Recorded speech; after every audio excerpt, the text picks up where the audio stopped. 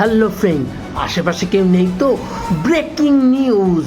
নতুন সরকার আসতেই বন্ধ হয়ে গেল 5 টাকার ডিম ভাত, ডিম ভাত, ডিম ভাত।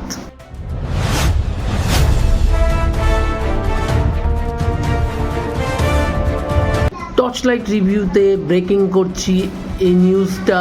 কি সবাই খুশি না? খুব খুশি। হ্যাঁ, যারা যারা আলাদা সরকারের সমর্থক তারা তো এত বিশাল দেখেছো, নতুন সরকার এসেই ডিম ভাত বন্ধ হয়ে গেল। কিন্তু না, এই জায়গাটাই তো খেলা। এবার শুভেন্দু অধিকারী মহাশয় খেলা করে দিয়েছে। এটা হলো এখন ডিম ভাতের জায়গায় 5 টাকায় পাওয়া যাবে মাছ ভাত, মাছ ভাত, মাছ ভাত। এটাকেই বলে নতুন সরকারের নতুন নীতি।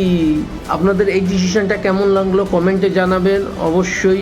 আজকের মতো সাইনিং অফ। জয় শ্রীরাম।